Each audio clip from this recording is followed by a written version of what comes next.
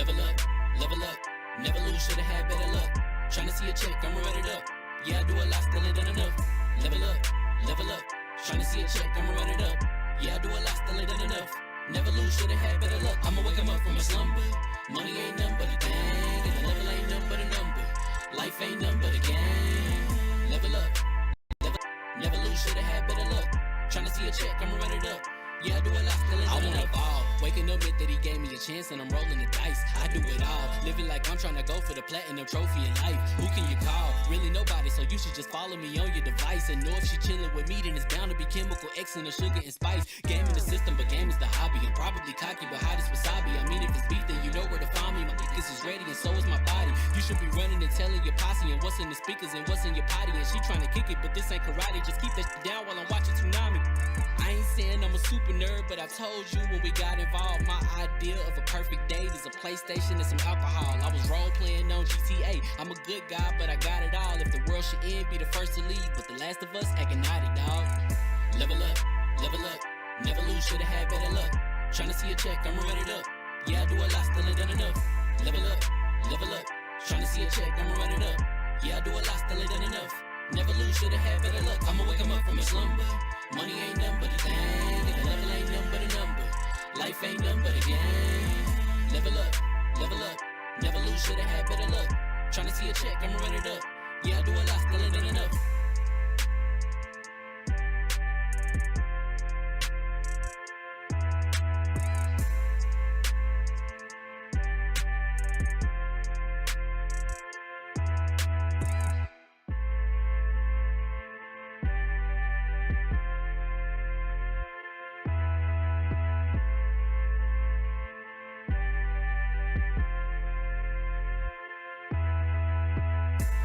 Level up, never lose, should've had better luck.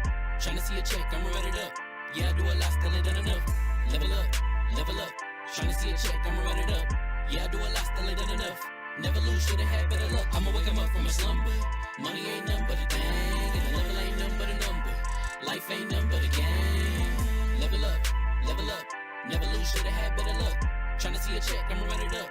Yeah, I do a lot, still ain't done enough. Waking up meant that he gave me a chance and I'm rolling the dice. I do it all. Living like I'm trying to go for the platinum trophy in life. Who can you call? Really nobody, so you should just follow me on your device. And know if she chilling with me, then it's bound to be chemical X and the sugar and spice. Game in the system, but game is the hobby. I'm probably cocky, but hot as wasabi. I mean, if it's beef, then you know where to find me. My niggas is ready and so is my body. You should be running and telling your posse and what's in the speakers and what's in your potty. And she trying to kick it, but this ain't karate. Just keep that shit down while I'm watching Tsunami. I ain't saying I'm a super nerd, but I told you when we got involved, my idea of a perfect date is a PlayStation and some alcohol. I was role playing on GTA. I'm a good guy, but I got it all. If the world should end, be the first to leave, but the last of us acting naughty, dog. Level up, never lose, should've had better luck. Tryna see a check, I'ma run it up. Yeah, I do a lot, still ain't done enough. Level up, tryna see a check, I'ma run it up. Yeah, I do a lot, still ain't done enough. Never lose, should've had better luck. I'ma wake 'em up from a slumber. Money ain't nothing but a thing, and the level ain't nothing but a number. Life ain't nothing but a game. Level up, never lose, should've had better luck. Tryna see a check, I'ma run it up. Yeah, I do a lot, still ain't done enough.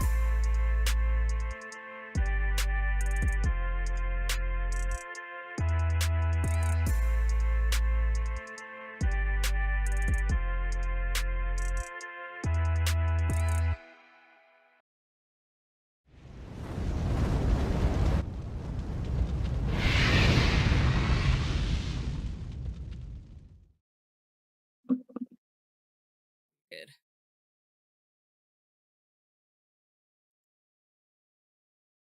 Oh snap! My bad. I completely missed the cues because I'm a little bit behind. Are we because live?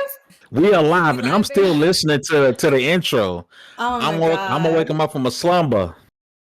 Money ain't nothing but a thing. If a level ain't nothing but a number, life ain't nothing but a game. Listen, Dallas snapped. Okay. If the world should end, be the first to leave, but the last of us acting naughty, dog. He snapped. The whole song is a vibe. The beat go hard, the flow, everything about it. Man, shout out to Dallas, man. Hopefully get him back on the show more regularly. But tonight we do have two guests rocking with us. One guest, Mike, is fighting with his mic at the moment. Hopefully we get that resolved. The homie Kid Smooth will be joining us here in the next few minutes. He's running a little bit behind, but he's a hard working man. We will be giving away a copy of Spider-Man 2 PS5. If you have not entered, you probably got about 29 minutes to hop on the Twitter. Go to the Level 1 Gaming handle on Twitter and enter. Right, and enter the win. I'm gonna do this thing probably about 30 minutes into the show. That's about halfway into the show. It's a lot of names so far, so I want to be able to get the last few scragglers in before I shut this thing down. Okay, but before all of that, introductions. No, before introductions, I'm sorry. With all that said, what's going on, people? Fame Entertainment here from LV1Gaming.com, and congratulations, you guys leveled up to 266. This is the double XP podcast. Lots to talk about tonight. Some dope things that happen. Some dope games are on the way. But first, my introductions. My right hand, the floor hugger with the artist of ours. The artist of ours. What is up, y'all? You know, Fame, I've heard you say your intro so much. Remember when we used to swap off hosting and we used to do it? The fact that Baron, we have sat here almost the same amount of time, and Baron still can't get your intro down. When he's hosting, Des can tell you, it's a conundrum, man.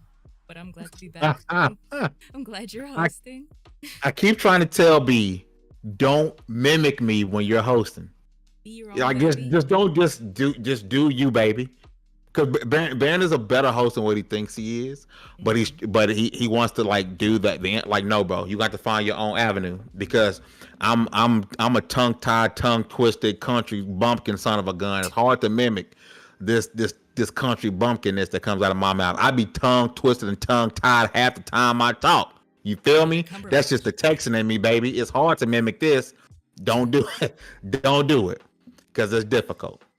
But next up, one of the hardest working people in the biz, founder of Dames for Games, events and market manager at Freedom Games. She also does great work here at LV1 Gaming, Black Voices in Gaming.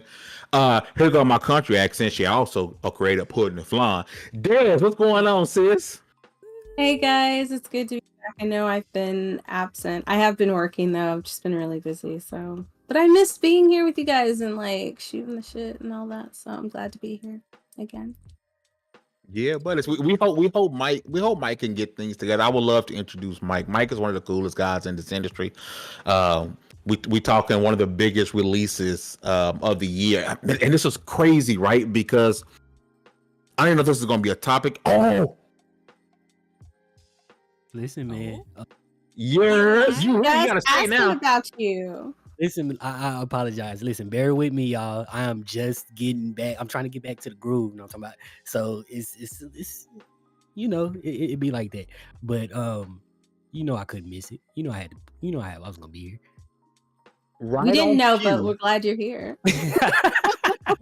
right on cue, the voice of Iron Lords podcast, the voice of WSP podcast, the homie DALLAZ. Man, let's get in here. And I think Mike is back. Listen, he lightened up a little bit. There we go. Can y'all hear me now? Yeah, we can hear you. You sound ugly, but you in here. Yeah. You sound a little ugly. The audio a little jacked up, but you in. Did the best I could. I don't know what's going on. Man, because I wonder where your audio coming from, because it ain't coming from that mic right now. But I know I've been trying to resolve it. I don't know what the hell is going on. And this is a problem that literally happened just now. That happened 2 shows ago. Remember, Fame, when I was like, I gotta fix this, and it took me 2 days to fix it. Lovely. The thing about things happen is they only happen when they happen. Any other time it's not happening. And they happen at the worst possible times too. Every time. The worst possible time. We normally have technical difficulties when the show starts. Like beforehand, we can be having a good time, no issue. The show starts and there's an issue. right? But shout out to the chat for the people who are rocking with us. Do us a big favor, hit that like button if you have not already. Share the stream out because this helps us out a whole bunch. And again, if you're interested in winning Spider-Man 2 for the PlayStation 5, go to the Level 1 Gaming handle on X. You got about 25 minutes or so before I close that thing down. I think I've registered most of, not most, all the names so far, unless somebody just entered. I got most of the names entered already. But we're gonna get this thing going, man, because we're gonna hold off on Spider-Man for a minute. We're gonna save the Spider-Man news for around the time we announce the winner of the giveaway. But the Activision Blizzard thing has finally come to an end. It will finally begin. We're finally at the beginning of the end of the news cycle surrounding around ABK, right?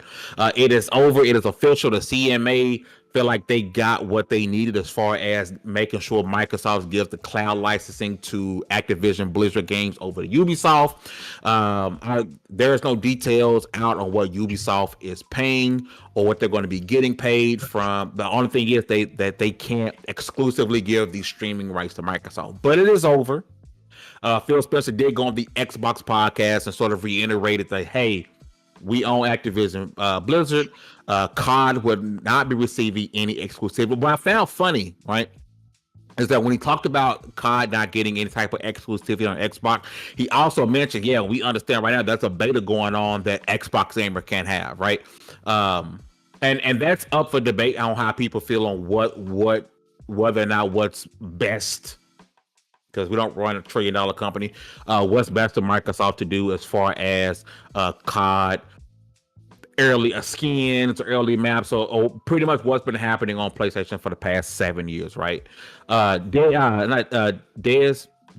I almost said Dazlas. I almost mixed all the two together. I gotta get used to Dallas and Dez on the same thing, right? It's a lot of things happening. Pause.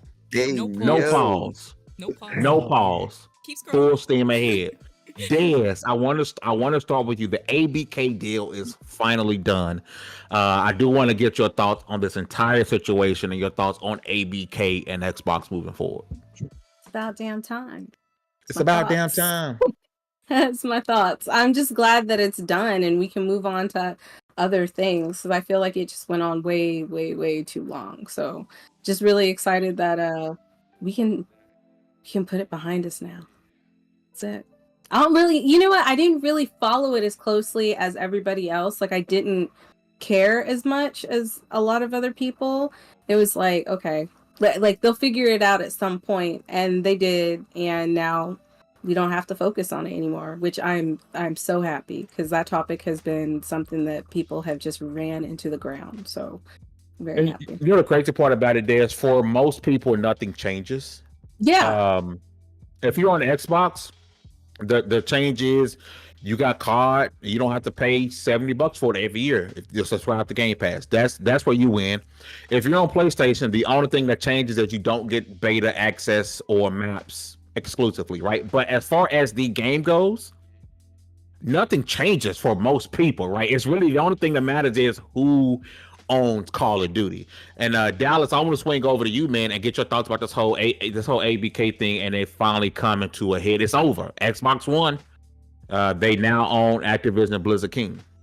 Oh man. So what do we do at the end of the game? I mean, I'm not a sports ball fan, so you're gonna have to tell me, fam. What we do at the end of the game? We should shake hands, slap hands. Oh, Good game. Hands. Hands? You sure? Because Baron told me ass. We slapping ass. I'm being honest. Oh, Slap ass. I feel like that's in football. Do they do that in all sports? Oh yeah. Yeah. 100%. Any sport with a ball. If you play sports ball, you play slap Even ass. sports That's ball. Yeah, that's why I don't play. Oh, all sports have ball. Hey, if it's a dude playing all sports, got I don't think tennis and golf do that. I don't see any golfers slapping each other's ass. slapping some ass after a good round. I But think like, Tiger Woods slapped the ass before. oh, Tiger Woods? Or what I kind think he of might have- ass are we talking about? Like Bubba when he wins the PGA, just like, hey bud. Kinda like that. Do they slap caddy? Did they slap caddy ass? Maybe did the caddy get a smack on the bun? It ain't just To be a it ain't caddy just for one of the. them. Oof. It's not just the sports games. Fame, you know what they did at the Madden tournaments. Let us know. Slap ass. Nah, but okay. Whole this- like thing about that, like men are okay doing that when they're in like sports uniforms and stuff, like it's acceptable. But It's like acceptable. outside of that, you won't see you won't usually see a straight guy like slap somebody's ass. Like we just play pool. Good it's game. because of the surplus of You don't see that. testosterone. And I think that's pool was an direct, instant direct choice. fisticuffs after that. Yeah. Pool was an Yeah. instant See, it's choice. changed. Like, Yeah. Locker rooms are wild. I wonder like who started that, and they were just like, oh, okay, that's all right, because you We'll in let it your rock. uniform. So that's Yeah, I'm fine. not Probably really when cool the with that. old I boys I wouldn't let my pop smack me on my ass. man, he ain't let the doctor smack me when I was born. But Nah. my bad. Continue, D. Continue, Sorry, D. Dal. Hey, listen, we go off on tangents all the time, but this is top tier.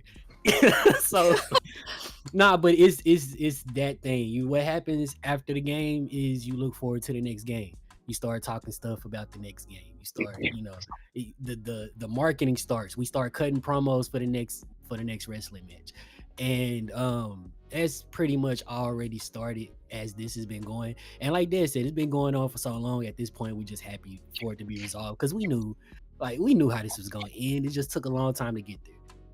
And so You know what's I'm glad crazy? To your point, D. Like you said, we all kind of knew how this was going to end. During the Xbox podcast, Phil was like, "Oh, we kind of wasn't sure what was going to happen up until a week before." I called cap. I feel like this was so important to Microsoft that they would have closed over the UK if they had to. they would have. Hey, listen, we just would have made some changes because Yeah. what is the whole thing with well, I'm not gonna speak on that. I don't know enough about it to speak on it, so I'm shut up. But it's happened before and it'll happen again. If a region can't get with the program, but you can get the majority, They're just out of it. yeah, you're just gonna make changes in that region. That's just what that is. And at this point, my nerd heart is happy because now we can get to talking about the games. What they say is gonna be about a year before we start seeing some of this trickle in the Game Pass. According I don't think to so. Phil Maybe Spencer, next year. 2024.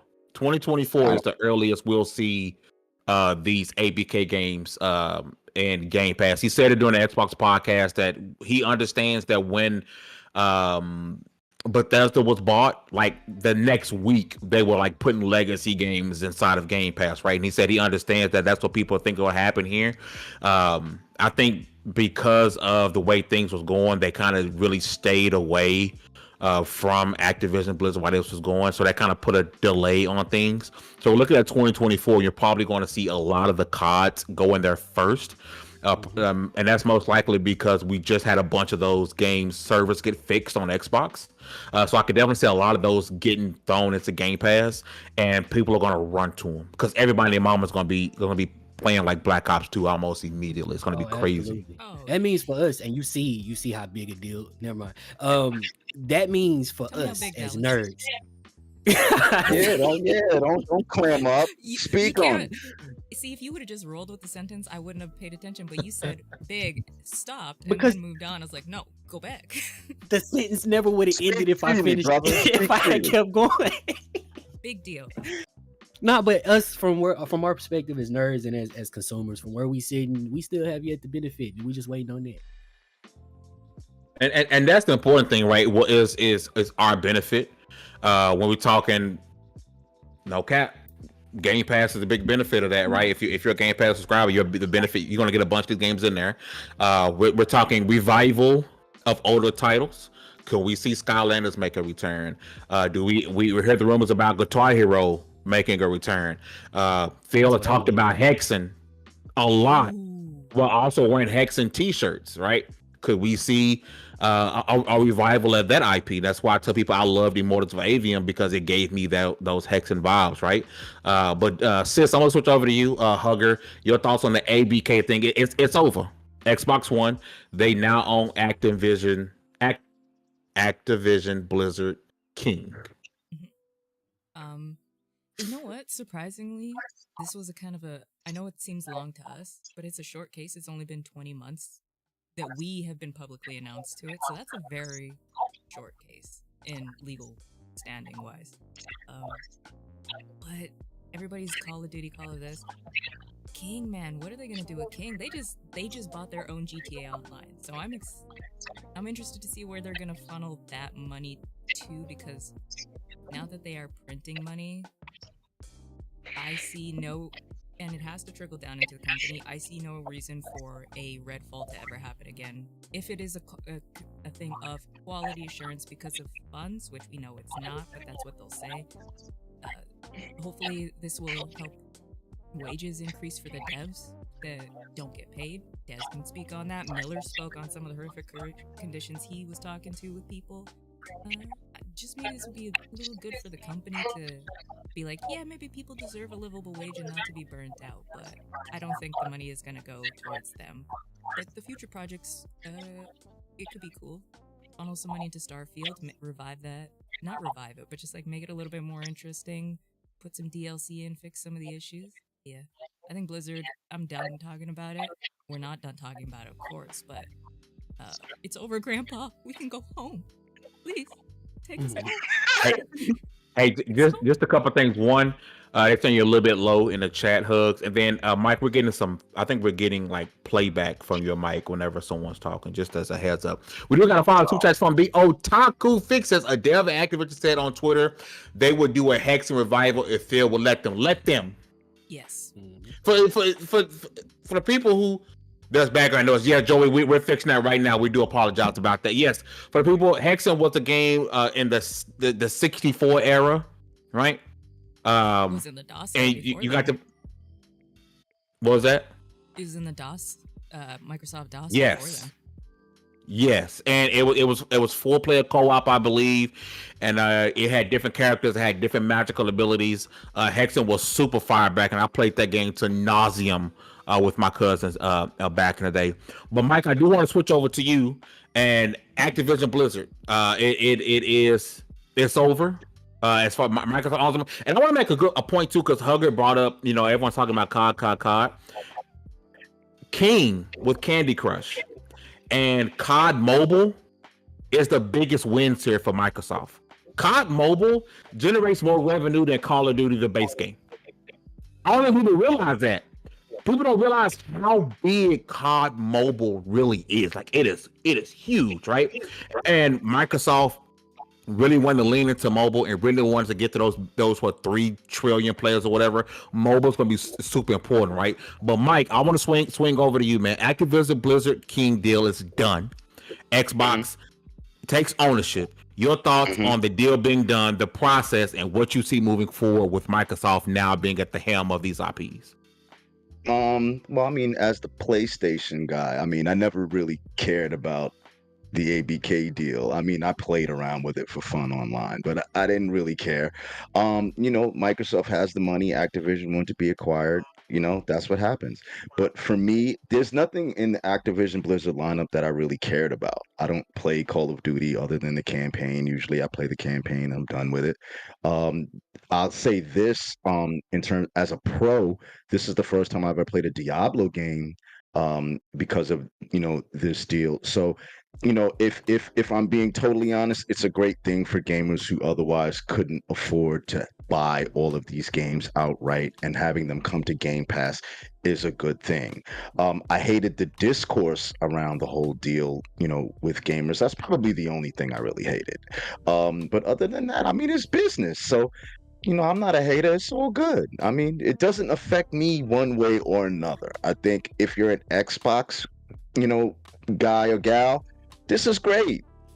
I mean, I'd be sitting up here and acting like a complete douche if, I can honestly say that there's a problem with it. I get all the consolidation talk and all this blah, blah, blah, blah, blah, but that's just talk for the internet. The world is changing, and, either you get right or you get left. Simple as that. So I don't have a problem. I think it's dope. But I'm a PlayStation guy that likes Xbox a whole lot. So, for me, if it'll give me an opportunity to, play something on Activision Blizzard that I would have otherwise ignored, what's the problem? You know what I'm saying? So, I feel that. So I think it's dope. I think it's dope. Hey, shout out to the chat really quickly. we are having some audio, and it's not just Mike, because I just tuned in because I see the chat. So once then the audio is distorted too for all of us. I just chimed in from another place, and I can sort of hear it sounds a little bad. We're gonna work on that during the show. We do apologize, as you guys know. We'd like to give you guys some of the best quality that we possibly can, and it's not up to our standard right now. So for that, we do apologize. Swaggy C, thank you for the support. The follow super chat. He says, "How do you think Xbox will integrate the mobile aspect, COD Mobile and Candy Crush, into Game Pass?" I haven't played COD Mobile, and I haven't played Candy Crush, but I know about Candy Crush. And correct me if I'm wrong, for those who have, I believe that's like a ticket type deal that you have to do to be able to continue to play so many times a day. That's where a lot of the microtransactions come from. I think it'll go mostly unchanged, other than you could possibly see, hey, if you're an Xbox Game Pass Ultimate subscriber, here's a perk to give you so many of these tickets inside of Candy Crush. Also, COD Mobile. Could we possibly see, hey, here's extra whatever the microtransactions and COD Mobile were. I think that's the biggest change we'll see as far as the integration between the mobile side and Game Pass. Then we're also hearing about Microsoft possibly doing their own store. I think they had that at one point. As far as on mobile goes, most people right now are on the Apple Store or Google Play. Sounds like Microsoft may be getting back into that, and what better way than having two of the biggest games on your platform and giving it some benefit. They're not going to take COD away from Apple Store or Google Play, neither will they Candy Crush, but it does give them a way to do incentives for you to be doing it from their store, which is why I know people are for what Phil Spencer is saying, and I get it.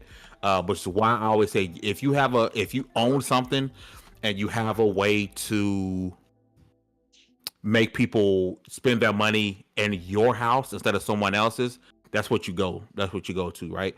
And I get Phil not wanting to use that, and he said many times he's not going to use Call of Duty as a way to get people to buy an Xbox. I don't want to trade down a company, so I can disagree. I just think that, if you want, right now, most of the time when it comes to the platform holders, you're getting about a 70-30 split between a platform holder and the game, right? The platform holders typically getting about 30%, and the people who own the games getting about 70%, right? We hear that COD may be a little bit different. It may be a higher split. It may be somewhere between 90-10 to 80-20. And if I'm Microsoft, this is just for my feeble little brain. We if you ain't rich, you poor. So my poor little brain. I would rather have someone spend 100% with me. I'd rather get 100% of something versus 80% of something, right? So I want to convince you to buy COD on my platform and give me a 100% versus you buying COD on another platform and I'm getting 80%. I still want it there because I know I'm that 80% is still a lot, and I still need to be able to get that. But I'd rather have 100% versus 80%. Rangy $42 super chat. He says, "I want to see COD maps and Halo."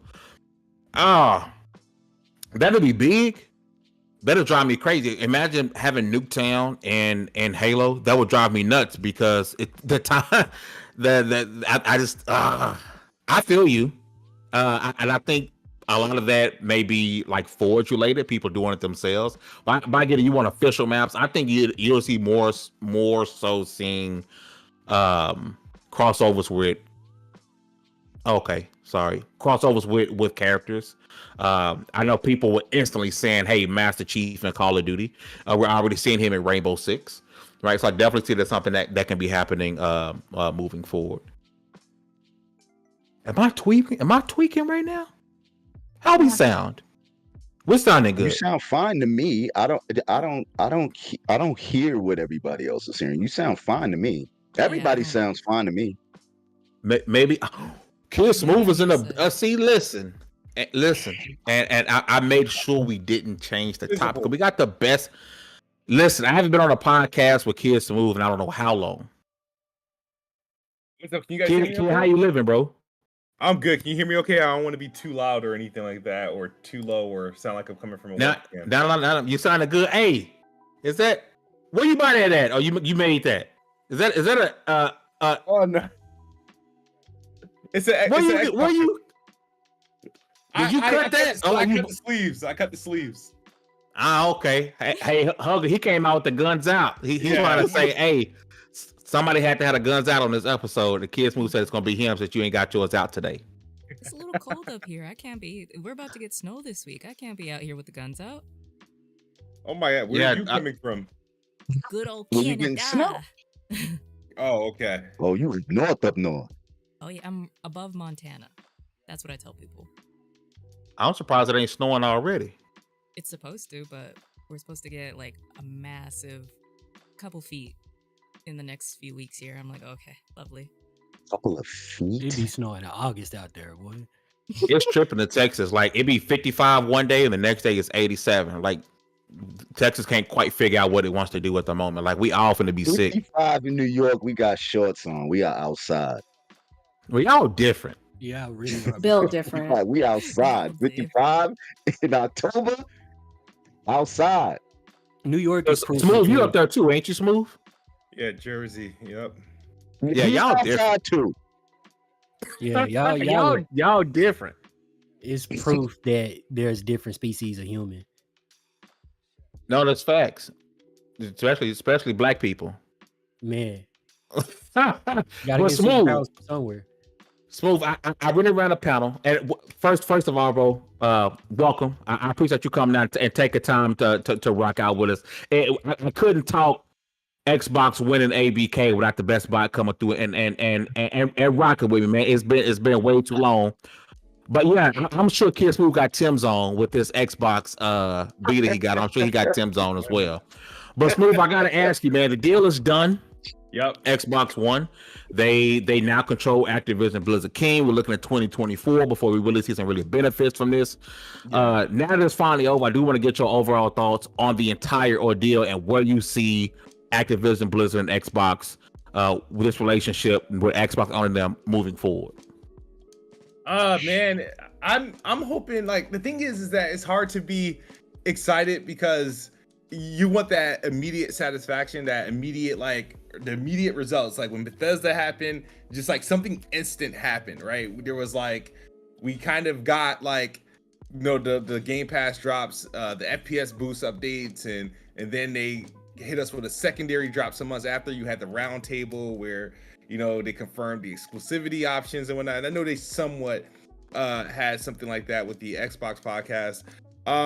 But what I hope for is I just look at, I think I'm more excited for all the things that's going to come into Game Pass. And even though a lot of stuff that I'm looking forward to are like older stuff, I want, you know, them to still exercise their backwards compatibility capability, the whole FPS boost, the res boost.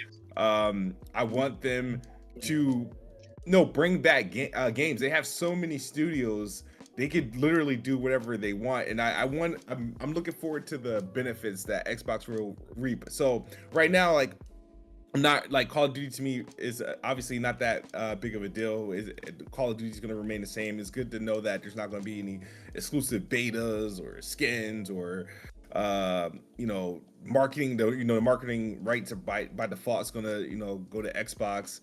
You know, Diablo, Overwatch stuff, you know, I'm looking forward to what Activision does new. I'm looking forward to their summer showcase. Is it Xbox, ABK, and Bethesda? Like, how they going to do this? Or just each publisher is going to get their own showcase in a different, like, every like maybe they got a quarterly they do a show, and each show is from a different publisher arm. 1 month is Xbox, you know, Game Studios, another is, you know, Activision Blizzard, and then another one is, you know, Bethesda ZeniMax. But it's exciting because they have a huge team. They have a whole ton of IP.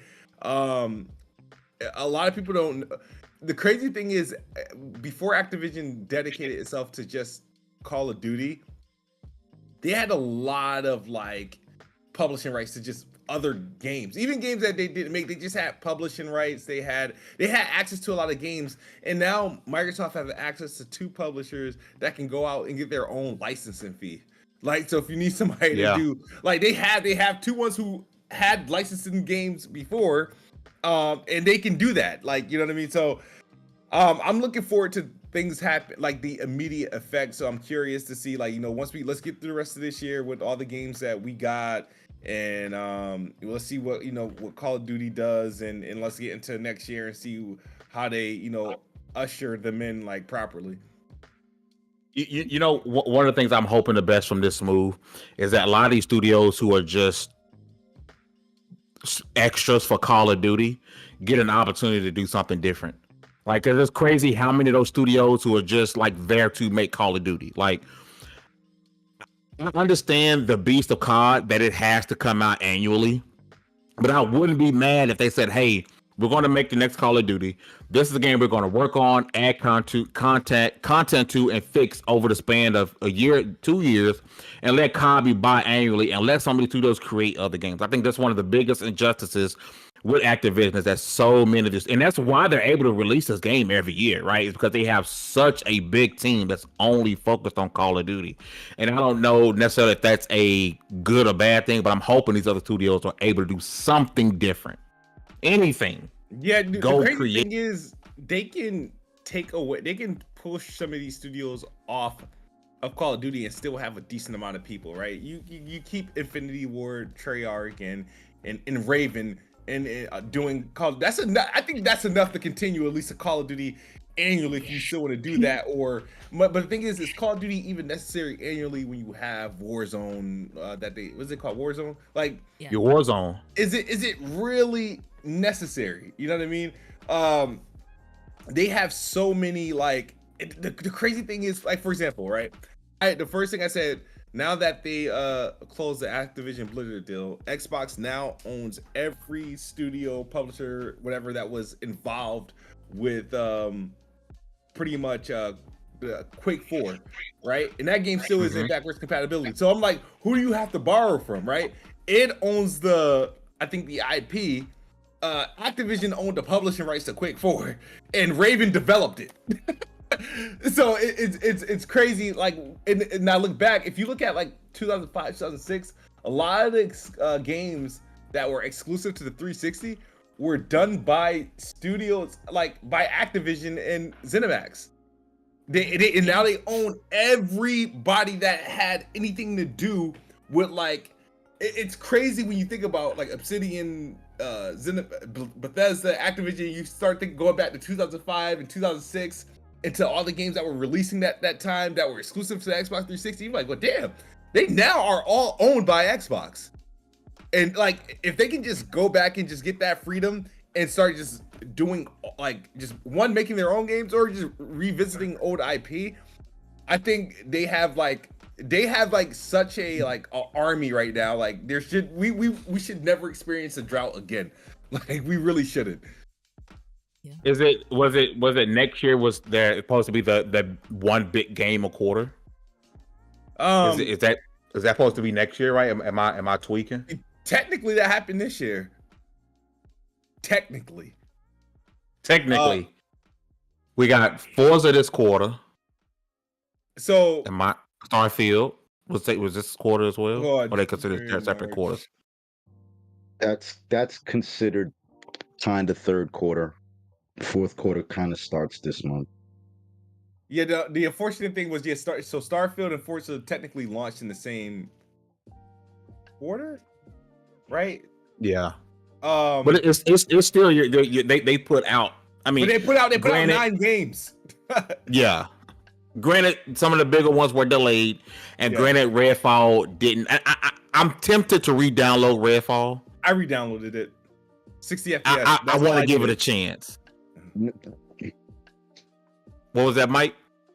Well, I was saying Starfield is technically third quarter, and Force is technically fourth quarter. Okay. So, and Redfall was second quarter, right? No, I think. Wait, when? Minecraft. Redfall was May, and Minecraft Legends was April. Second quarter. Oh, Yeah, that's second quarter. And Hi-Fi Rush was January. Minecraft Legends was April. Yeah, so you're right. Yeah. Xbox released a lot of. They released a good number of games this year. 5 games. If you want to count COD because it's now owned by Xbox, you could say 6. I mean, you kind of have to, don't you? Hey, bro, here's the thing. They Yeah. didn't want to give credit like for like it's funny as heck, right? They wanted at first, if Starfield, they didn't really want to give us credit for it until the Metacritic score dropped, right? They gave us credit for Redfall because it was bad, but imagine if Redfall was like a high 80 early 90s game. They You understand? Microsoft has nothing to do with it. Microsoft has Yeah. nothing to do with it. But so now, no, taking the credit, it's theirs at the end of the day. So yeah, you got now. I know you can't. I don't know if you could retroly act like, well, Diablo. Well, by the time it gets awarded, it will be. That's you got to think about it. But that's what happened with like Deathloop, right? When it was getting all these nominations. Well, technically, at the time that it released, it was solely owned by Xbox at that point. There was no transitionary period. It's been it's been in development for 9 months under Microsoft at that point. They delayed it a couple times under Microsoft. But yeah, like so I think this year they've delivered in a big way. Now, I would say I often compare this year to 2021 because 2021 was the other year that I felt Xbox came big with their releases. You had, obviously Psychonauts 2, Flight Sim, Halo Infinite, Forza Horizon 5, and then they had all these major Game Pass day and date games like Outriders, Game Pass was carrying. The Ascent, and what's the game, the Medium and stuff like that. They had all this. So 2021 was a great year, and they won Publisher of the Year for 2021 because of those games. And I feel like this year they released more. The games didn't score as high, but in my opinion, I do like what they released this year, like the impact, especially where it's not being carried by a Halo or a Gears of War, and it was all pretty much essentially new titles. And you know what's crazy? When you brought up Gears and Halo. Halo is sort of having a revival right now. It is. It went from like the 46th game on Steam in the United States, like the 6th game on Steam, because of Season 5. Like Halo is going. We're gonna look back at Halo and say this was probably one of the best redemption arcs of this generation, right? Because we know from the beginning when it was the first shown, had to get delayed. We know the whole Craig situation, missing so much content. I mean, no one can doubt how much content Halo was missing. Halo Infinite Season 5 seems to bring on a lot of stuff that people were wanting.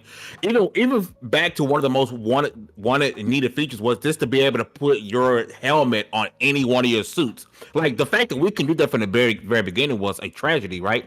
So Halo Infinite Season 5 having a redemption, I think goes to me.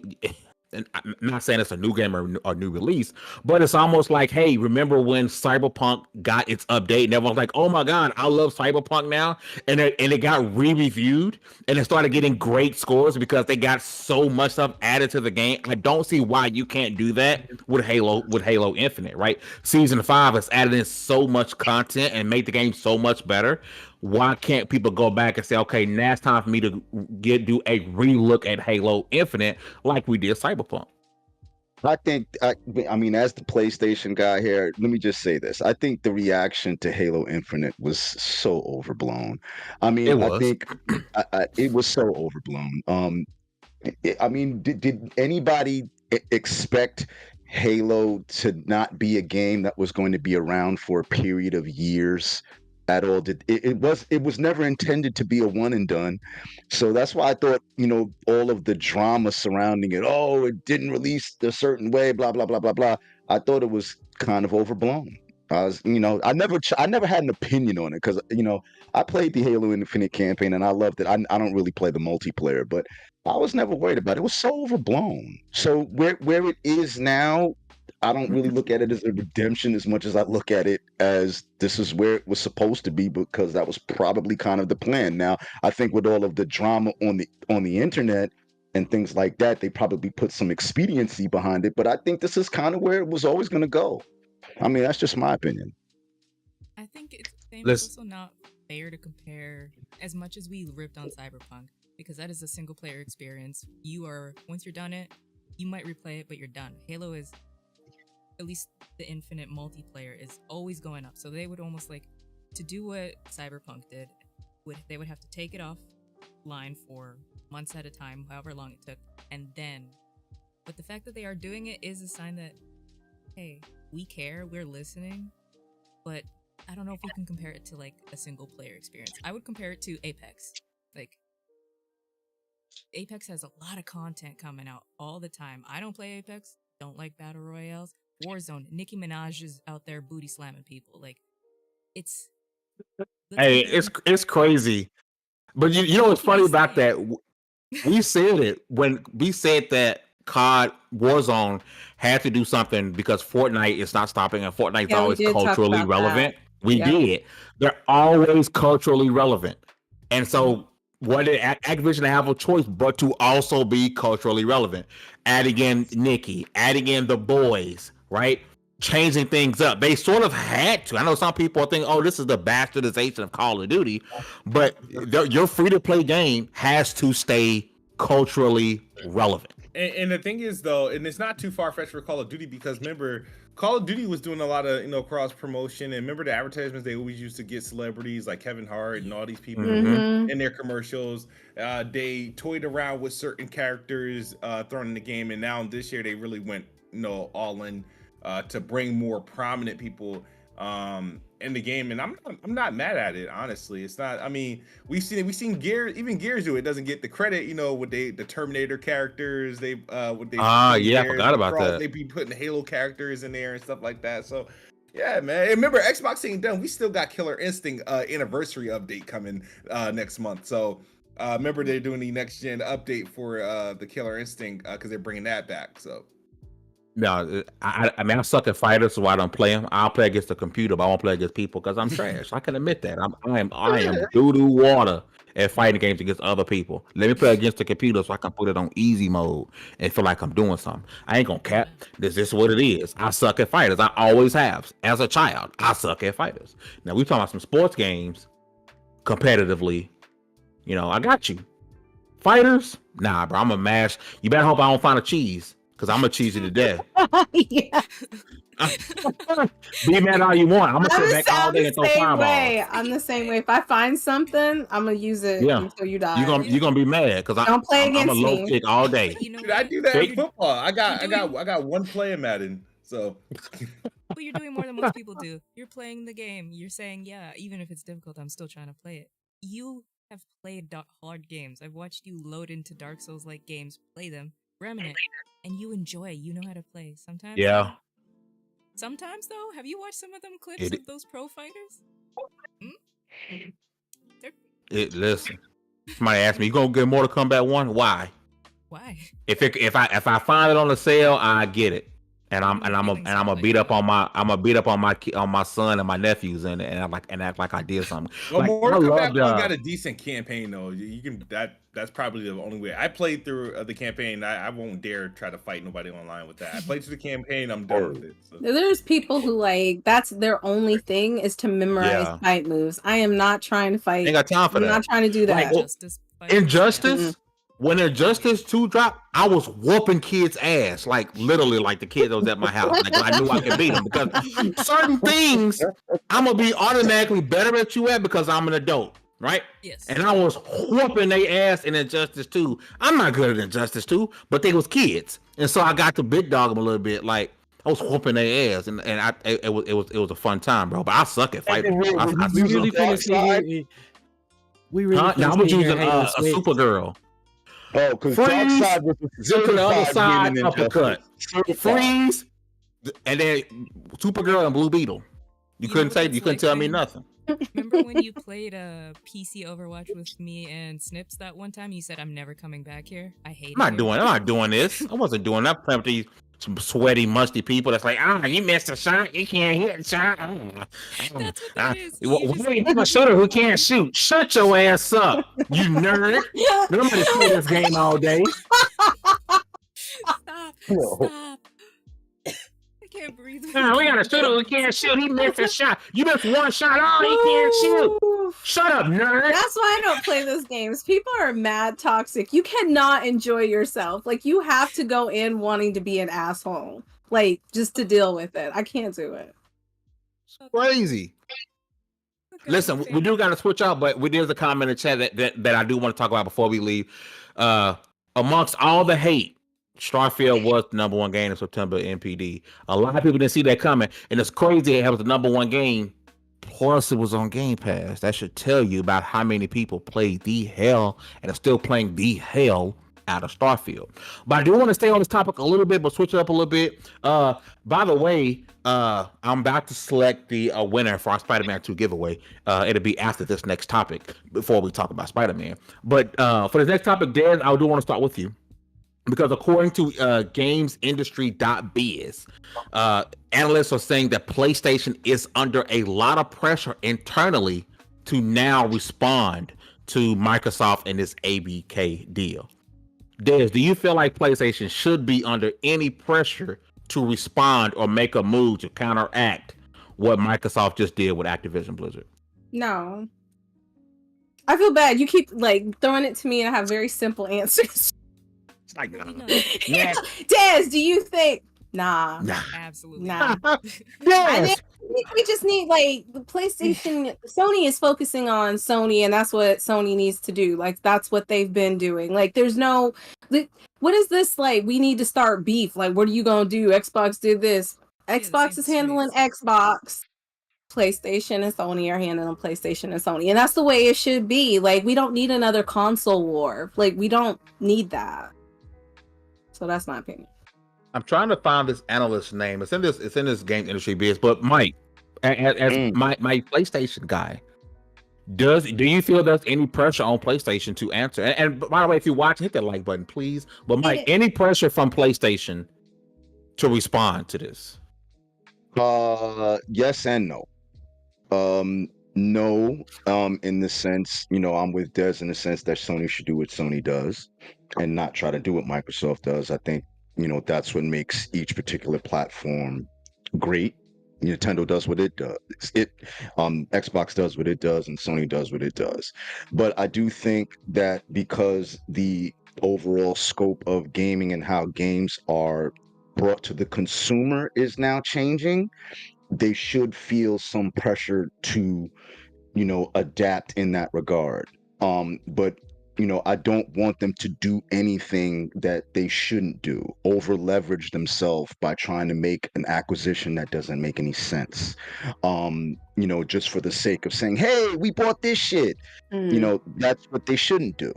But this is a game, the video games business that where you have to spend money if you want to play it. So while I don't think that they should try to go out and beat Microsoft at a game that they can't win in the sense of how much money they can spend, I do think they should feel a little bit of pressure to want to do something a little bit different to kind of bring more to their gamers. And you can't just sit back on your reputation in terms of the type of games you make and think that that's going to carry over for a number of years. It'll carry over for a little while, but after a while, the people that are in your ecosystem are going to be like, yo, what the hell, bro? Even me as a PlayStation fan, if I'm being completely honest, right now, we don't know what's going on. We're kind of in a dark room. I feel you on that. I mean, you got Spider-Man, which is coming up, but after that, like, it's weird to be like, what's coming out for PlayStation next? I mean, we do know that there are some games, Rise of Ronin, Stellar Blade, Wolverine, and some other titles, but we don't know when they're coming. We just know the names, but we don't know anything else. So I think right now, if there's any pressure for Sony to do anything, it's to tell us what the hell is going on. How about that? Tell us that. I don't care how much money you spend. I'm not a stockholder, so I'm not getting a dime off of it. Tell us what you're doing, though. No, I'm definitely looking forward to Stellar Yams. But go ahead, Dallas. My bad. I was just saying we definitely reached the end of the roadmap. Like we at that last little point on the PowerPoint presentation, and time to sell the Apple. Oh, please don't. No, please don't. They don't need to do that. Yeah, I mean, the way I see it, we at the last little piece of the PowerPoint presentation. At this point, the only thing that really needs to happen, besides what Mike said, just show us what's coming up next. I just do what you already do. The reason that we care about you, the thing that does it for me as it pertains to PlayStation, is the games. That's why I bought a console. That's the reason why I don't care about spending, $500 for that machine, because I know that there's going to be a God of War, there's going to be a Spiderman, there's going to be a, if it was back in the day, I know there's going to be a Final Fantasy, or whatever you might have that makes me care about it. And at the end of the day, the simplest thing in the world to say, but this is video games, man. It don't matter if you don't have good games. If you're not pushing out experiences that people want to be a part of. And I think your strength is that those things that we get immersed in, the stuff that we put out fan theory videos about, and how many games or how many PlayStation games have you seen clips of people making it to the end of and shedding a tear? Or shit, in the beginning, in the case of The Last of Us, depending on what you're playing, that if you keep producing that, I don't care what else you do. And I think that's all that PlayStation fans want. I don't think they want PlayStation to do what Xbox does and vice versa. Just make the games that people bought a PlayStation for. That's it. Yeah. So that's it. There should always be a little pressure. I'm so sorry, I didn't mean to cut no, you go off. ahead, Des. I love hearing you talk. Yeah, I heard cut me off Wait. anytime. I talk too much. because you spitting. Go ahead, I'm listening. I was just gonna say there should always be pressure to do better and bigger. So that's always going to be there for any publisher, any developer. So overall, it shouldn't be about how are we going to top Xbox. It should be about how are we going to top our next game. How are we going to make the next best experience overall for our community. And I think PlayStation does have that mindset. They're always trying to do bigger and better. And if they continue to go down that path, they don't need to do anything with Xbox. They just need to be PlayStation and Sony.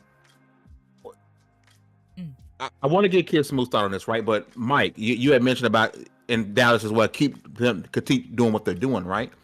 But as a company, we've seen PlayStation shift. 20 gas games coming, right? When we think of PlayStation, I know it's a running meme, third person, over the shoulder, action adventure games with a little bit of stuff element, right? That's been the formula. And it's been a great formula. It's worked from The Last of Us to Horizon Zero Dawn to Uncharted. It's worked, right? But PlayStation is seeing something in Microsoft when they say, you know what, let's make games as a service. Because I've said it before, PlayStation would be head over heels if they had a Sea of Thieves. As much as people give Sea of Thieves crap, if PlayStation had a Sea of Thieves, they'd be head over heels. It's a live service game. And I know people conflate live service games to online multiplayer games. People think any game that has multiplayer is a live service game. When I think of live service games, I'm thinking of the Sea of Thieves. I'm thinking of the games that have that very long longevity, right? This game is a service based, right? But Mike, you're saying keep doing what you're doing, but they've already begun to pivot. Yeah, I don't look. Do you think they're pivoting because of Xbox, or do you think they're pivoting because of just things are changing in general? When you're the lead dog, you set the rules for the people behind you. I don't think PlayStation is. I don't think that's what that is when it comes to the game industry. Not at all. I think the game industry is very volatile. And 1 year, Xbox might be on top because they release a ton of games. Everybody's talking about Xbox. Everybody's going off on Xbox. The following year, PlayStation might be releasing the biggest titles. It's always up and down. So I'm gonna be honest though, Des. PlayStation has always been on top for as long as I can remember. Besides when I was a little kid and I had a Nintendo. PlayStation has since PlayStation's inception, it has always been the top dog. Here's the question. This is what that makes me wonder. If that's the case, I mean, the pivot can't be that strong, because if that's really the case, and if what you need or what you think you need most in this moment is a strong live service game, then where the hell is Factions 2? It's on ice. You see what I'm, and now can you think of one other game of that type, one other game in that genre that would make more sense than Factions 2? Like for PlayStation specifically, I can't think of any other game that would make any more sense. What do you have that would be more popular in that genre? And I that's mean, you had Uncharted's multiplayer. You could have branched that off. I mean, franchise. I mean, Fame. Look, I mean, I think I understand what you're trying to say, but I think all the big three, they all in small ways take from one another. And I know, yeah, we may definitely. want to say Sony making gas games is them taking a page out of Xbox's book, but I think Xbox, in making the purchases that they're making, are doing so. You could make the argument, even Phil Spencer kind of alluded to this, because they want to make games, reminiscent of certain types of PlayStation games. Of course. They're looking for that quality.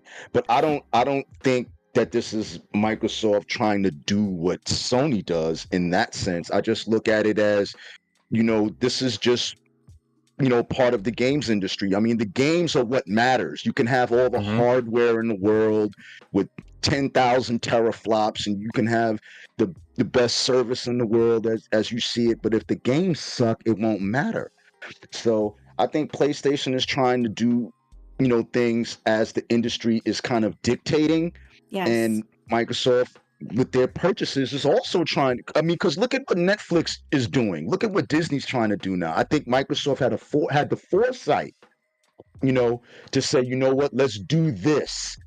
I don't think they were looking at it as, regardless of what the emails say, that's just corporate theater. But I think I think they were probably saying, we can't let these people get in this, because they don't really give a crap about games. They just want to make money. And I think that's why Microsoft said, you know what, let's go lock in, let's go spend these couple dollars and kind of get them out of it. I don't think they were looking at it as, let's do this so we can push Sony out of it. I don't think so. No. I definitely don't think. I think majority of what Microsoft is doing, and I know we kind of went left a little bit, majority of what they're doing is to compete, because we're hearing the rumors of Disney possibly buying EA and getting into the games industry. We know what that Netflix is getting into the games. I think majority of what they're doing is because of that. And regardless of what Phil Spencer says, a lot of it, what they're doing, is because of PlayStation's dominance. Yeah, we hear many times, his focus is Amazon. No, PlayStation is your number one competitor, and I don't care how many times Phil Spencer says otherwise, right? And so, wait. I'm sorry, I missed that. Are you talking about like money, like by making money, or are you talking about by making games? Because Microsoft just be your competitor. Game quality. Oh, okay. If we're one of you said game calling. As a company, Sony is not their main competitor. Absolutely not. Absolutely not. You're talking games. Yes. Okay, games. Yes, that's why I wanted to clarify. Yes, okay, yeah. No. We're talking. I was games. like, absolutely not. Okay. On the other stuff, no, they're not. We're talking Amazon, Apple. Yes. Yeah. But what we're talking on the game side, that's your competition. That's what the world's going to pit your games up against. No matter what you put out. Yeah, they're going to be put up against them, right? And so, yes, the majority of that is because of that. But Kids Move, I want to swing to you, right, and kind of circle back. I know we kind of went off a little bit when Dez was digging my teeth in, beating me up when I was wrong. I'm sorry. No, you're fine. I love it. Listen, so it's you. when Double XP first started, it was purely a debate show. Has to say. I purposely got people pit against each other on this show. It was a debate show, and I love the debate. We don't yes man on this podcast. That's what I love about it. But Kids, I want to circle back to you. Do you feel PlayStation should be under any pressure to answer Activision Blizzard like these analysts are saying? Yeah, I mean, it depends on what they're trying to be in the gaming industry, right? So, if it, you have to look at it. Everybody, hold on. Don't Apple is one of the top paid. They make amongst the most money in games, and they don't have a console or anything. Yeah, right? It's like it makes no sense, right? We know why Microsoft feared Google and them entering gaming, because they had instant access to so many people, right? Just via YouTube and stuff. We know how when they were talking about YouTube to Stadia, and that was like, oh shoot, there's a whole lot of people on YouTube. You know what I mean? So, and Amazon. I mean, we all got Amazon accounts. If they really want to take gaming seriously and find an easy way to get it within our hands, they can do it if they take it seriously. So Sony in the hand is literally being carried by the old school way. Console, sell games.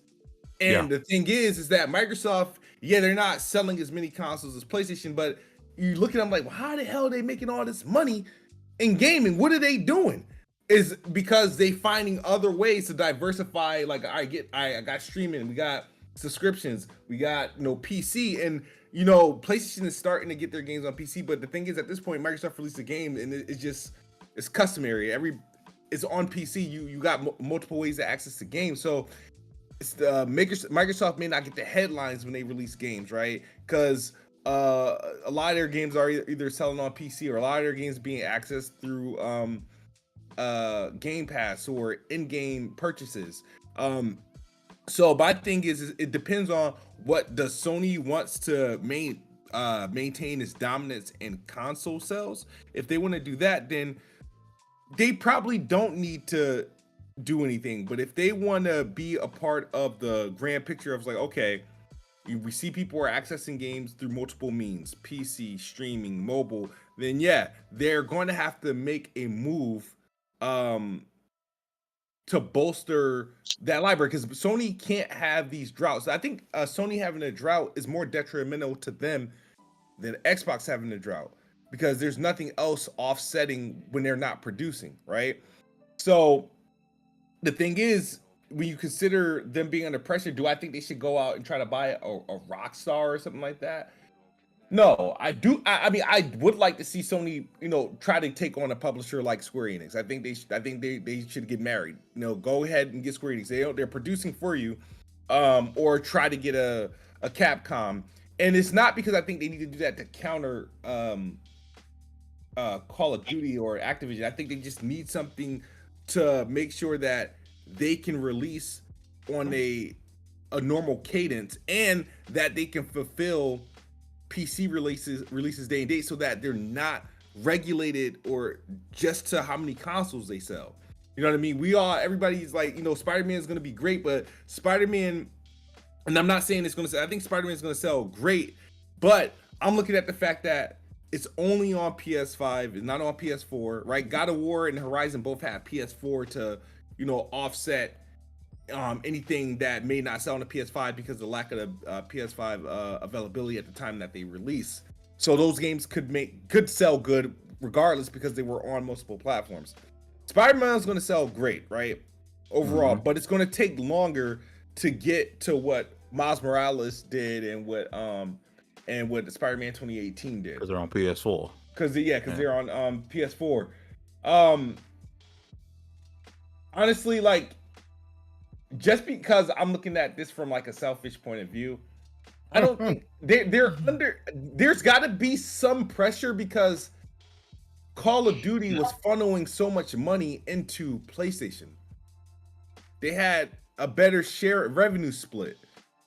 They had, you were selling more consoles. The game was selling more on the PlayStation. If the game's selling more on the PlayStation, they making more money because the revenue split and stuff like that. So the thing is, eventually that's going to dry up, and there's going to be some sort of pivot, because the market's going to react at some point. It may not happen this year, it may happen next year, maybe the year after that, but eventually they don't have the marketing rights anymore to the game.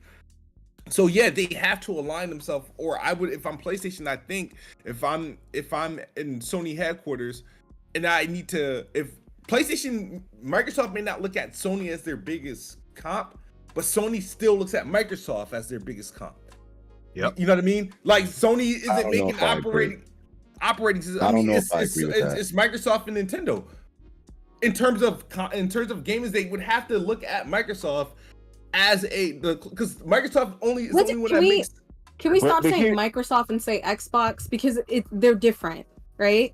So okay. I think Sony does look at Xbox as competition, but my question is to you, because we're all talking about like all of these different things. What would you have Sony do? Because the difference is that Sony and Microsoft didn't even start off the same way, right? So Sony was about products like Walkmans, things like that. They didn't get into computer tech. You literally have Microsoft that it is a powerhouse right? Like Sony is not even close to what Microsoft makes. Microsoft is all over the world. So my question is to everybody, what would you have Sony do? Because I think that they're smart enough to know that they can't go up against Microsoft as a company. They can only really do what they know how to do best and pivot with how basically the atmosphere of the gaming industry is going.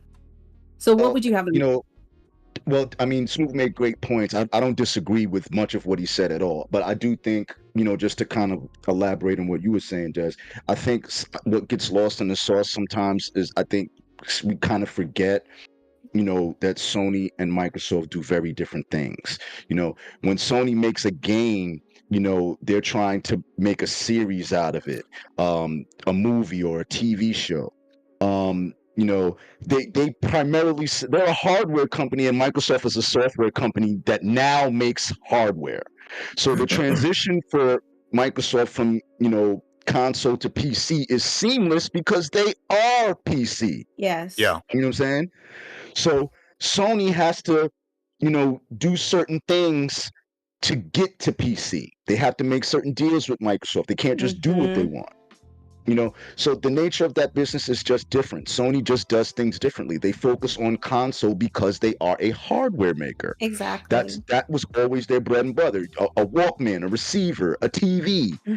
Which is why Sony Music, which is why when Sony makes a game that's critically acclaimed, what do? You get the Last of Us series, you get Twisted Metal, you get Gran Turismo the movie, you get Uncharted the movie, you get Spiderman across the multiverse. All of that's where they're at. Yes. Microsoft just has a different vision. They want to be the Netflix of gaming. Sony wants to be the entertainment hub in that regard. Yes. You play a dope game on Sony, we got a TV series for you. Right. I think they're just working differently. Yeah, but that's what I was trying to say. Is like they're going in different directions, but like at the same time, I think Sony is comfortable with the direction that they're going in. I don't think they're necessarily looking at Xbox and saying, what are we going to do to catch up? Like Sony has a plan, and their plan is working for them, like what they're doing. Like anybody gets fucking excited when you play a game and then you see the series. Like everybody, and then like they have all these deals with streaming on Netflix, it's streaming on Amazon. Like they're getting theirs. Do you know what I'm saying? So I don't think there's any competition there. I don't think there's a need for Sony to respond in any sort of way. Sony just needs to keep doing what they're doing, and they're doing a great job at it. Like you don't hear. In fact, I would even say them trying, and I'm sorry, Des, if I cut you off. I would say, in fact, them trying to do what Microsoft is doing would shoot them in the foot more than anything else. I agree. It would shoot them in the. This is coming from analysts. None of us are saying that they feel pressure. I just want to. No.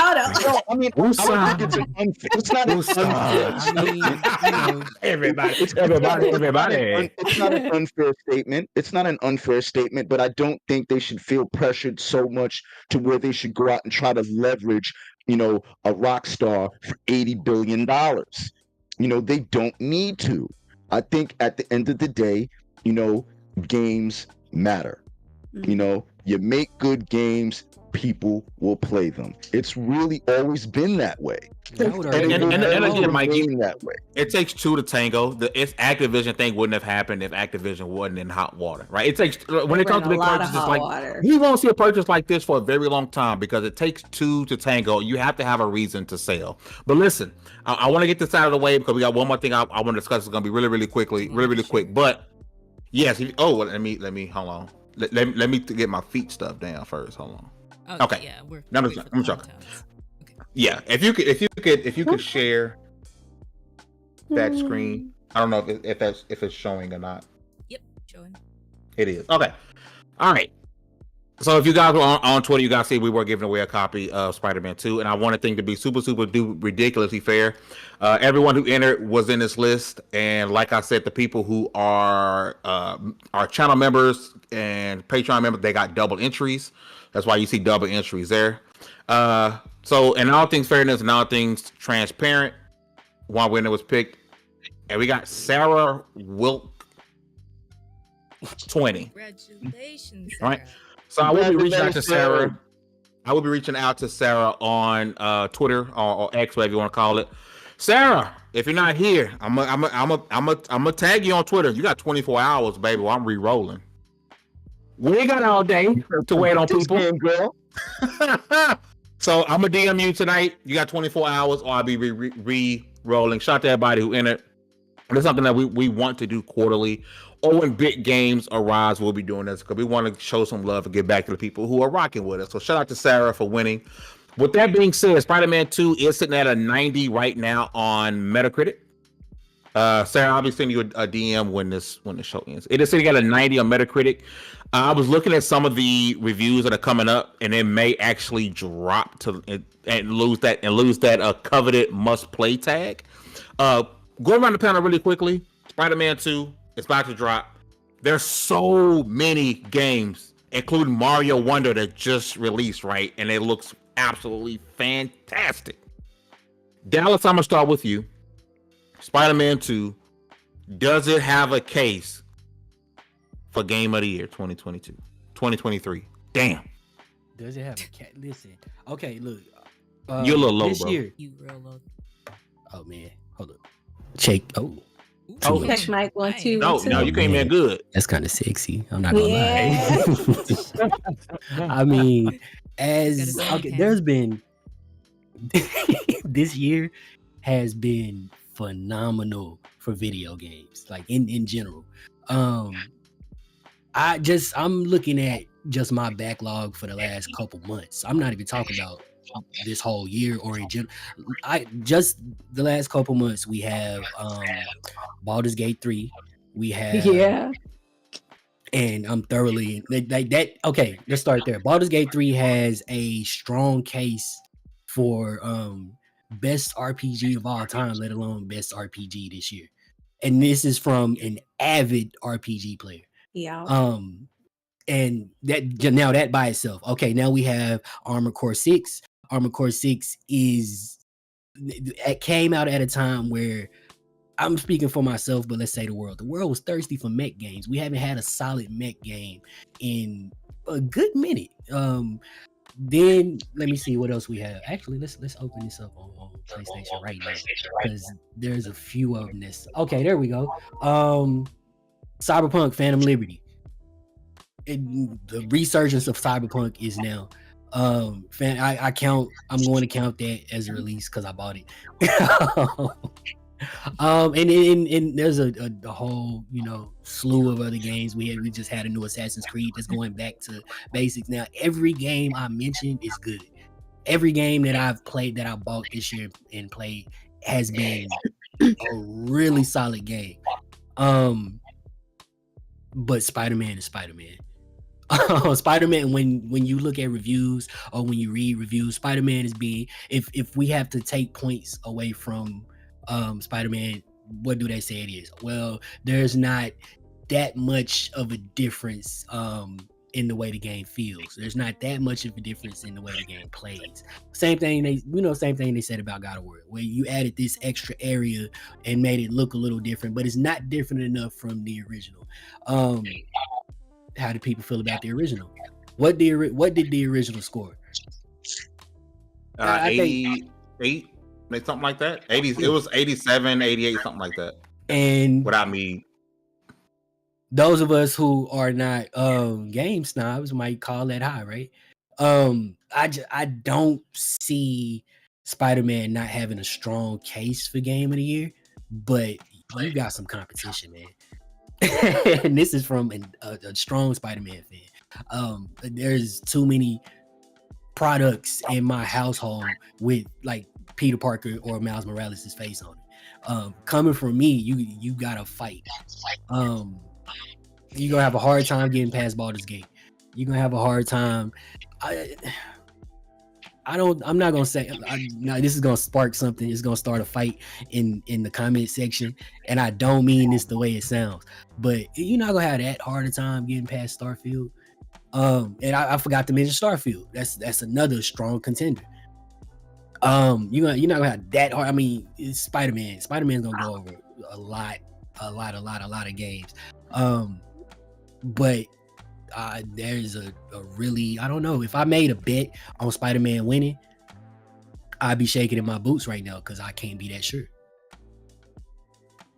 Shout out to the chat. Shout out to the homie Shed in the chat with the $5 super chat, man. Listen, I can't wait for PAX East to have my homie Shed with me. He saved my life at DreamCon. So shout out to you, Shed, for coming through and rocking out. Thank you for the $5 super chat, man. We appreciate it. Quickly going around the panel again. Dez, Spider-Man 2. Amongst all the noise we got this year, does it have a chance game of the year? Yeah, I think it has a chance. That's all I'm gonna say. Look at the look on her face, though. I think it has. No, that's because listen, I didn't play all of those other games. I played Baldur's Gate, and I'm a simp for it. Are you gonna open your PS5 for it? No. Goddamn mother. You don't love it that much, then. You need to just get that PS5 away. What, Baldur's Gate? No, I love it. I've been playing Baldur's Gate on PC. On PC. I asked if you're gonna open that PS5 for Spider-Man. Oh, the PS5 you have it in the box since you got it. I don't know. But to be listen, it'll be on PC. That's the true. PS7 will be out before she opens that PS5 box. You know what, y'all? Like, I get so much hate, but I work so fucking much. Just let me play what I want to play during the time I want to play it.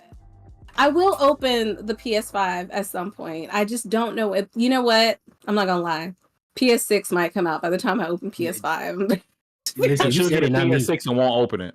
I'm just like, probably. Jeez. Literally, like, I put so much money. Listen, I am a PC gamer. I put so much money into my PC. It would not make sense. It really wouldn't. If I was reviewing games, then I would have opened it by now, but I don't review games. So. Just know, Dad, if you see somebody outside your house in a black ski mask, it's me robbing you. Do you need a PS5? Do you not have one yet? No, I ain't got one yet.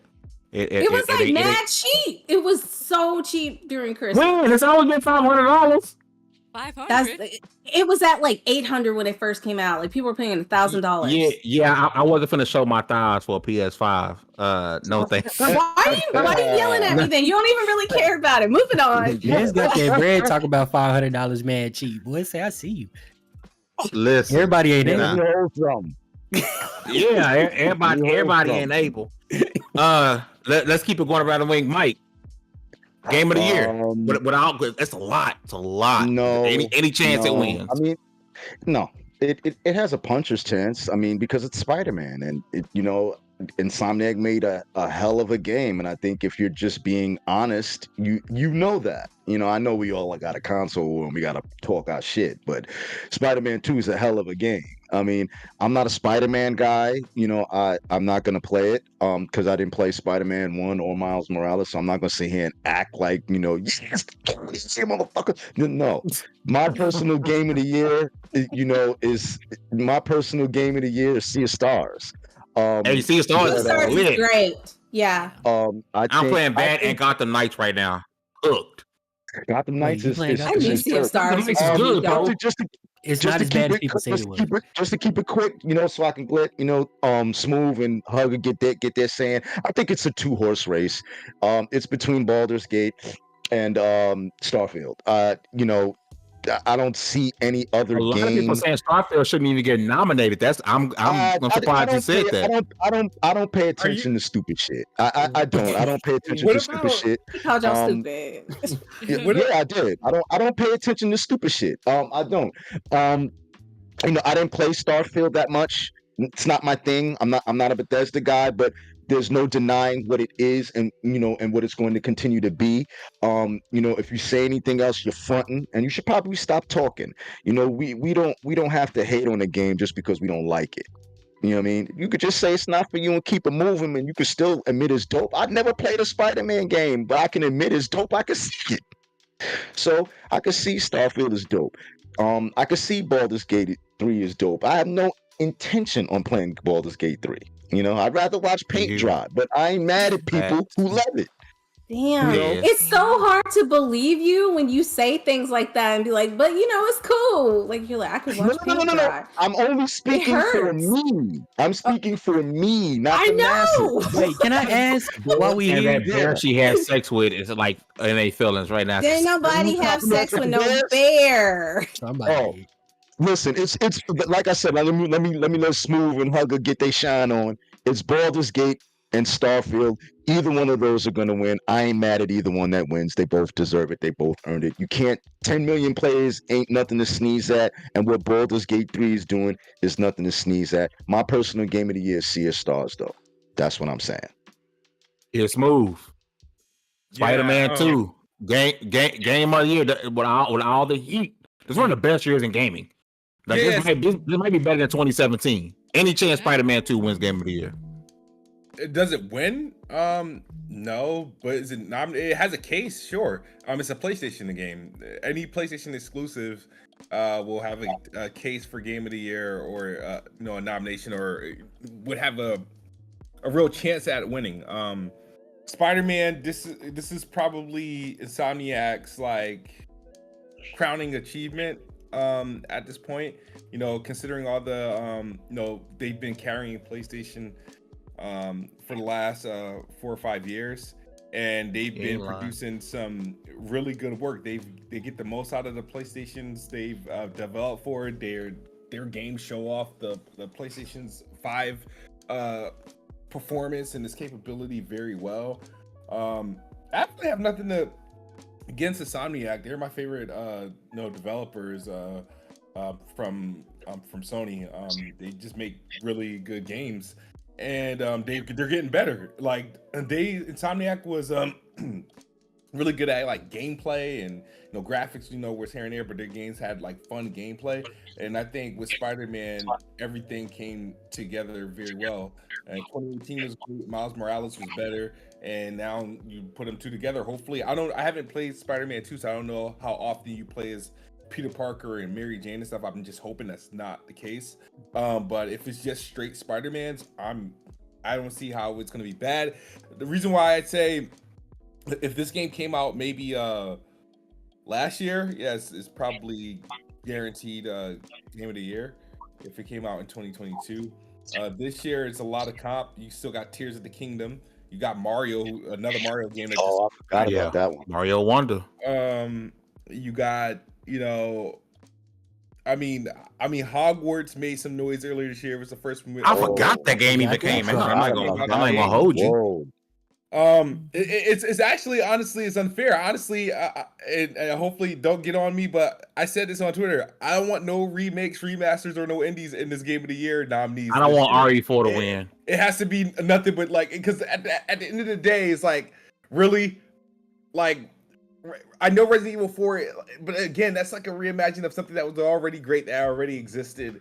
Same thing with like Dead Space. So I don't know. I feel like this is a year a game can win Game of the Year, and any game that's nominated for Game of the Year, and any of them win, they will all technically be justified. I don't know. It's hard if we're going based off. I don't know how they do this, because I look at years where, remember what, in 2020, I think PlayStation had both Last of Us Part 2 and Ghost of Tsushima nominated, and Ghost of Tsushima was an 83. 83. Yep. And then a year prior to that, they had Death Stranding nominated, and that was, I think, around like the same scoring. Everybody knew Death Stranding was gonna win, though. Like, everybody was like, it like wiped that year. And then you had Control nominated one year. Was that the same year? Like, and that was like a high Metacritic game. So I'm like, is everything solely based on Metacritic? Control was solid though. Very yeah. solid. The thing about Control that drives me insane is that, Control was a good game, right? But what annoyed me about Control is that all the people that dismissed and crapped on Quantum Break turn around, play Control. This is great. Like, bro, if you play Quantum Break, it's essentially the same game. It's just that you're messing with time versus levitating and stuff like that. So I played and enjoyed Quantum Break, but there's some about Control. I don't know if it's the fluidity. I don't know what it is, but something about Control just makes it a better game than Quantum Break.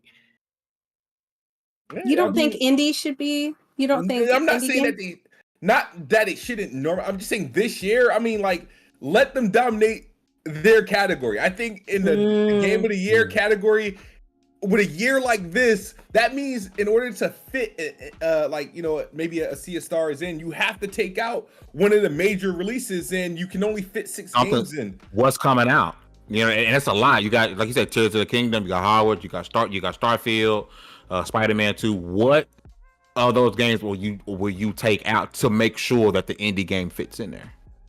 That's going to be a tough decision. But I think there needs to be an indie game in there, because I think it would feel like they were being snubbed. Like, a game is a game. If people enjoyed the game, like, and they really enjoyed it, like, it shouldn't matter if it's AAA or indie. No, agree. Then they need categories. Then they need only one category, Game of the Year. That's it. Yes, I'm down with that. That's what you're proposing, right? But listen, if that existed, do you think that it would be possible for AAA to essentially drown out the indies? Wait, I actually think it's going to be the other way around before too long.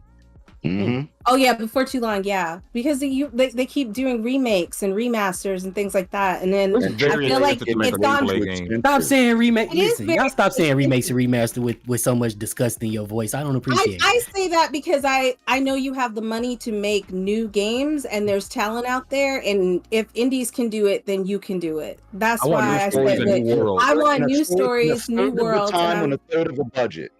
And a third of the time, and a third of the budget. And the big three all want to get behind indie games, because indie games are way more available than AAA games, which have a 5 to 6 year dev time. You know what I'm saying? And can cost $200-300 million. You know, like my personal coming out again. I'm sorry. Would you? When's Episode 6 coming out again? 2026, 2027.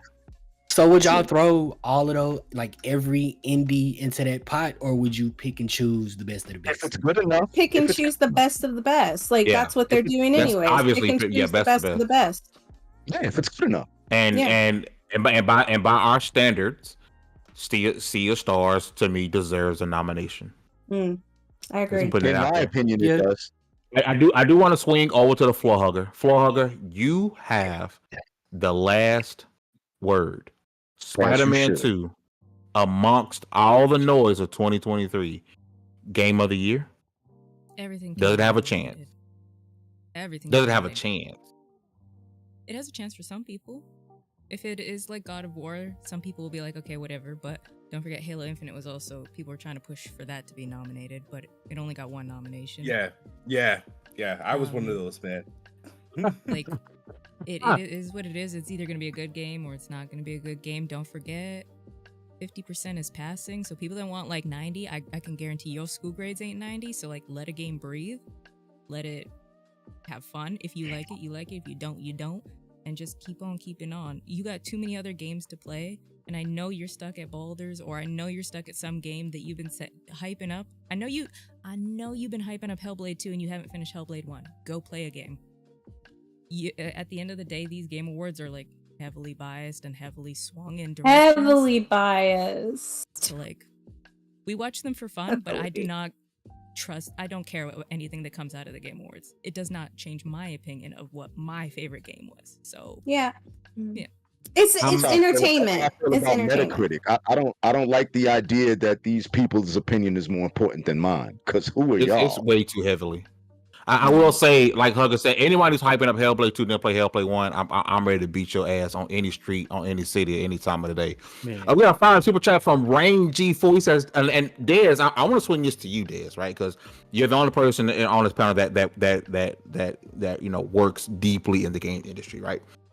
Does popularity and game sales contribute to Game of the Year, or does game experience matter more? No, popularity definitely contributes to it. Like, that's 90% of what it is. Like, because I mean, people are going to be mad at me about this, but like when Death Stranding won all of those categories the year that it won, I really didn't think it should have. I thought there were other games that like were strong contenders. So and also you have to think about around the time that the game comes out. They also do this for the Academy Awards with movies. If it comes out around, there's like this sweet spot of when a game can come out versus when the event is. If that's what everybody's talking about, if your game comes out during that sweet spot and everybody's talking about your game and it does pretty well, there's it's gonna be in the Game Awards. It's gonna be nominated. You see, people forgot about Hogwarts, and that was and that's I forgot about it. came out. It's because it came out way early in the year, Yeah. right? Recency bias is real. Yes, absolutely. And I think by that standpoint, Spider-Man is one of the biggest IPs. Like just not just the gaming IPs, right? It's recognizable. That alone gives it a shot to win because it is a big recognizable IP. And Insomniac is one of the best in the business. They make great games. It'll They make absolutely be amazing nominated. It will absolutely be nominated. But I think like what we need to think about is like what game is still being talked about that has been released this year. If it's a game that's still being talked about and like the hype around Spider-Man dies out before the awards, guarantee you the game that's still being talked about is the game that's going to walk away with the award. And it's only going to be 2 games. Yep. Starfield and Baldur's Gate. And Starfield. You know what? But before we leave, I think for all the nations to be at peace, the Fire Nation, the Water Nation, from all them to be at peace, Baldur's Gate needs to win Game of the Year. No, it don't. That's not bring peace to all the nations. Don't hate on BG3. Don't hate now, on it. because of a certain bet I have, I wouldn't mind it winning because I would win. Because I have a bet with someone that said is Tears of the Kingdom or the Field. I picked the Field. So if Baldur's Gate's win, it's fine. It is what it is, and hopefully, Baldur's Gate releases on Xbox before the Game Awards, so that if it does win, I don't have to hear anything for these PlayStation guys like at all, because they try to claim this game as their own, but that's what Which is weird because it released on PC first. Yeah, that's weird. He petty, but he ain't lying. That way. That's the weirdos. Yeah. I agree. Every crew's got one. Every crew's got them. Yeah. Everyone. We Listen, do not all feel that way. This was a hell of a show. Shout out to people who rock with us today, man. If you guys haven't already hit that like button, Sarah, you got 24 hours, boo. I'm going to re-roll and pick somebody else. I hope you DM me or DM the level 1 handle. Shout out to Geek Life Mike for coming through and rocking with us, man. My man got a permanent place in the house. He can walk in the fridge anytime. Shout out to the homie kids. Listen, you don't understand. Me and Kid Smooth go way back. I was a big, I'm still am now, right? But back before I did YouTube, right? Kid Smooth was one of my go-to channels. Yeah, like I don't think he ever knew this, right? Like it was a rotation. I was watching everything he did, right? Because I love this channel. I still love this channel. He's doing amazing things over there playing the Xbox. Everything he does off the Weapon Wheel podcast. Shout out to you, Kid Smooth. I appreciate you coming through and taking time. I know you're fresh off of work, man, and I appreciate you coming through and rocking with us, bro. No, thank you. Thank you for having me, Fave. You've always been a good one. Even when you told me about your early aspirations, praying for you when you were, recovering from COVID during the first wave, because that was a scary moment for all of us. And it's good to see you that evolved from that. And, that was a life-changing experience. You launched your platform. It's doing good. And you guys are getting bigger every year. So I try to, check in. But yeah, no, thanks for having me. I would never turn you down. Only reason why I struggle to say yes because it's work and I'm in the most busiest seasons right now. But otherwise, I respect that season. So, but before you let me go, I just want to. I don't know if anybody noticed this though, because we have to pretend that we don't care about ourselves. I know I said I don't care about ourselves, but I just want to rub this in their face. The top 20 of September. Even if you don't count Activision games, right? Xbox has 3. And guess what game returned in the top 20? Sea of Thieves. I'm telling you. Sea of Thieves is a beast people don't give enough respect to. Sea of Thieves is a monster. It is a monster. Yes. And to the other game, so Starfield outsold. You got to think about all the new entries in September. Starfield, Mortal Kombat 1, EA Sports FC 24, Payday 3, NBA 2K 24, The Crew Motorfest. Starfield also the NBA 2K game in its release month. That's crazy. Damn. And we know plenty of about 2K. Let's just keep it $150. Plenty. Keeping 2K afloat. Payday 3 and obviously Starfield and landed in the top 5 of sales despite launching in Game Pass day and date. That's incredible. I'm sorry, I had to just point that out. Let's tell you, Game Pass leads to more sales of games. Yeah, Yeah. so They've said it plenty of times. thanks for having me, though. It was amazing. No, for real, I appreciate you listening. With all that said, congratulations, you guys leveled up to 266. This was the WSP Podcast. I see you guys next Tuesday for 15 minutes of fame. Let's figure out who I piss off next week, and we'll be back for 267 next Wednesday. You guys have a great one, and we're out. Bye.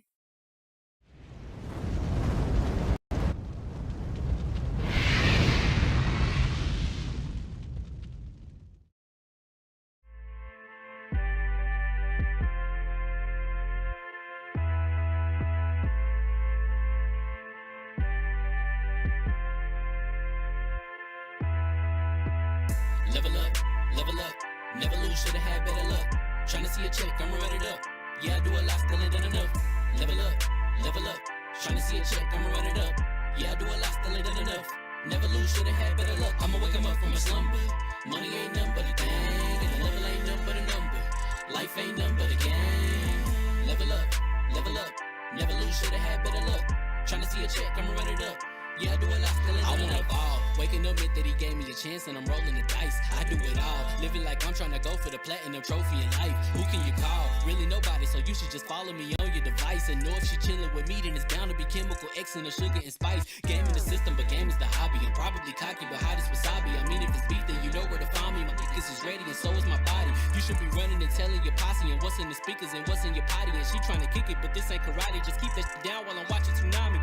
I ain't saying I'm a super nerd, but I told you when we got involved, my idea of a perfect date is a PlayStation and some alcohol. I was role playing on GTA. I'm a good guy, but I got it all. If the world should end, be the first to leave, but the last of us acting naughty, dog. Level up, never lose, should've had better.